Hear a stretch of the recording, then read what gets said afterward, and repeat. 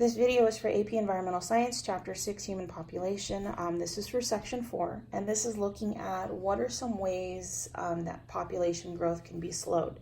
So we know that currently worldwide population is rapidly approaching 7.5 billion people, and it's projected that by the year 2050, we are going to be at or past 9 billion people. And so that's a huge rate of growth. And we know that, of course, the more people we have, the more resources are going to be consumed, the more wastes are going to be produced, and we know that resources are not distributed evenly around the world. And so that's going to create a lot of disparities, a lot of income inequities between countries, and a lot of other things. And so a lot of countries have looked at what are things that we can do, or what are things that can be done to help slow that population growth rate. So the first step, of course, is for all countries to promote economic development. And remember, the reason for economic development is because when you have economic development, that means you've got more money, you have extra money to start building the infrastructure in a country. So not just roads and transportation, but also you're increasing access to medicine, you're increasing and improving sanitation, which means less disease as human waste is being taken care of, and trash is managed. And so those are important things, but also you increase access to education. And so between those things, those can help to slow population growth because as they talk about over here in this section, when you empower women, whether girls or adult women, to do certain things with their lives, that's going to have an impact on how many children they have, when they start having children, how often they have children. Okay, and so when we look at characteristics of developing countries, remember there's usually a higher infant mortality rate.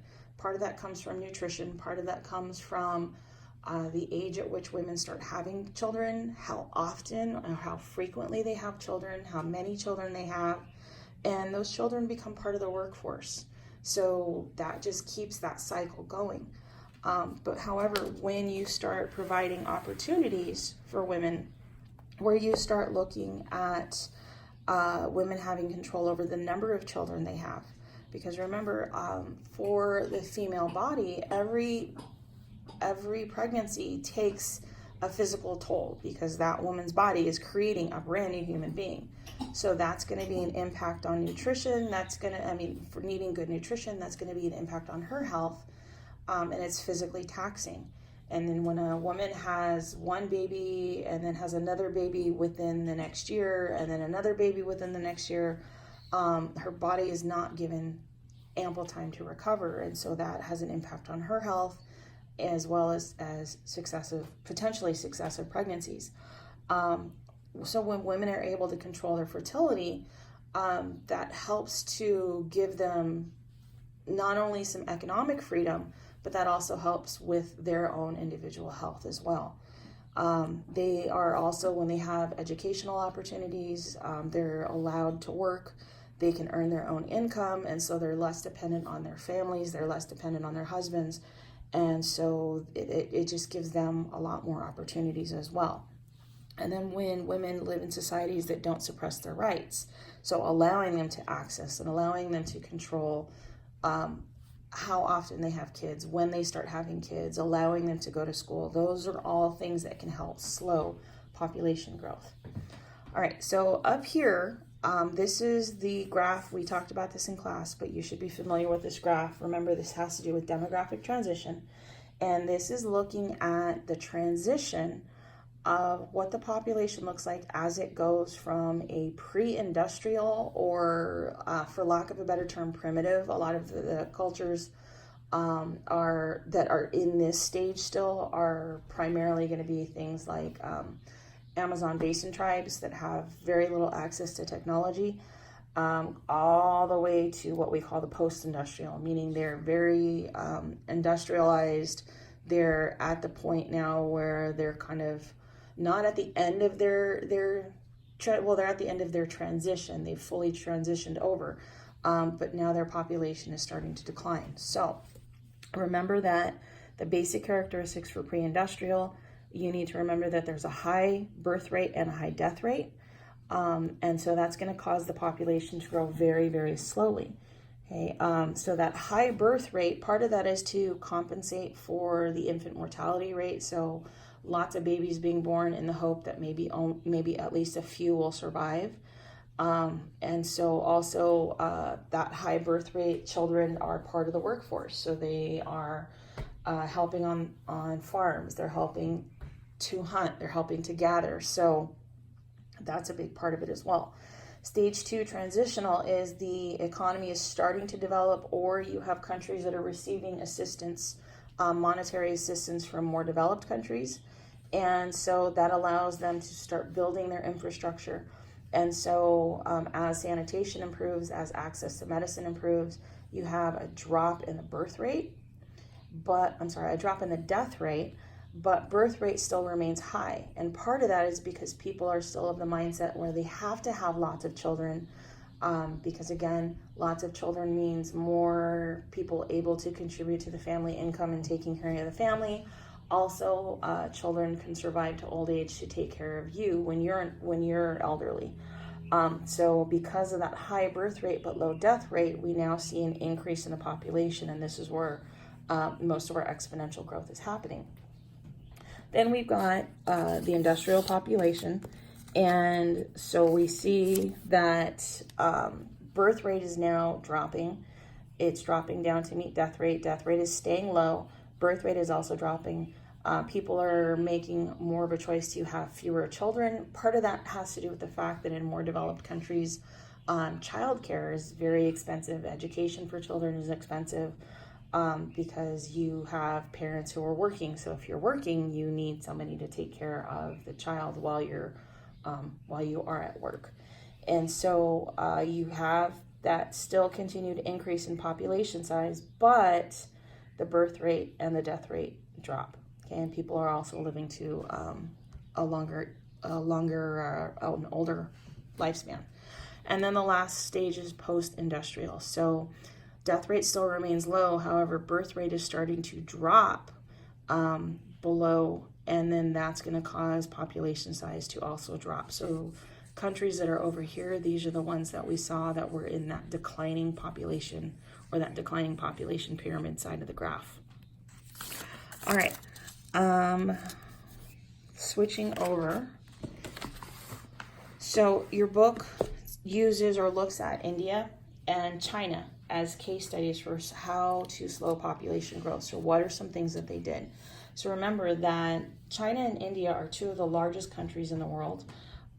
They both have very rapidly growing economies, and they've both tried to, or they both have put in some measures to help try to slow their population growth. And they've done it differently, so it's had different impacts. Okay, so you need to know that basically India tried to control its population growth by increasing access to family planning.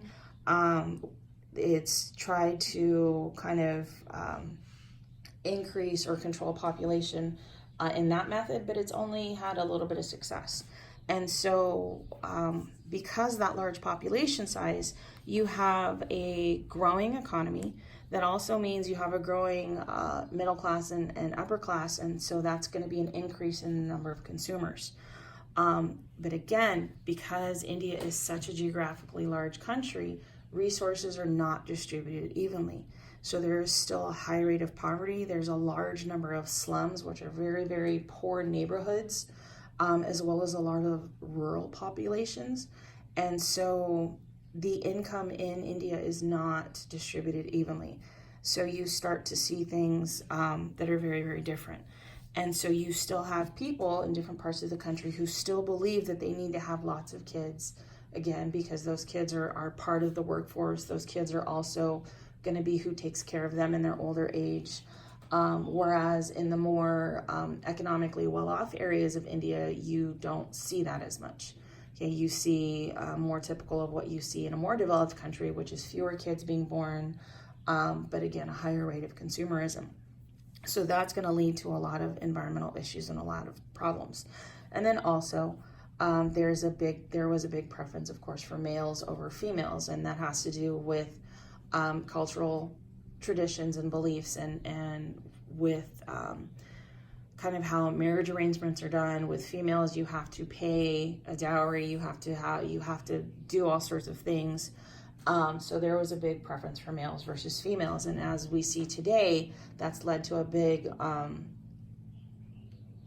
unequal distribution in the population, where there's a lot more males than females of reproductive age, and so that's creating some issues, some societal issues for them as well.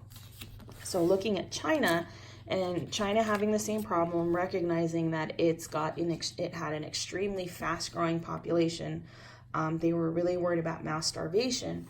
Their answer instead was to implement a very severe and restrictive policy, which was limiting couples to having one child.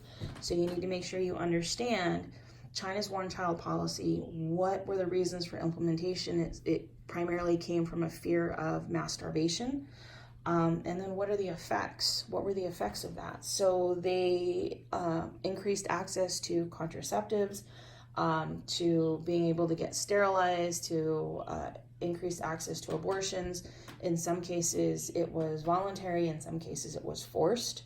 And so there's a lot of things that have come out from that. One of which is, of course, the preference for male children over female children. And again, just like with India today, now we see that it is a very male-dominated population, in the sense of larger number of males in their reproductive years versus fewer females in their reproductive years. So that's causing some that's causing some issues. And some of the other things they did besides increasing access to contraceptives was they provided benefits to families that only had one child, or who agreed to only have one child. And so that is one way to help limit population growth, whether it comes in the form of tax incentives or public housing, or free access to education, or other things. That's usually an incentive for families to have fewer children. But as a result, from 1972 to 2012, the birth rate was basically cut in half. So the total fertility rate dropped from about an average of 5.7 children per woman to about 1.5 children per woman. And then also increased, since that helped to lift a lot of people out of poverty by having less to spend on children. That also added to a very rapidly growing middle class, which of course, again, that's going to lead to more income to dispose of or to spend, and so you've got more resource consumption.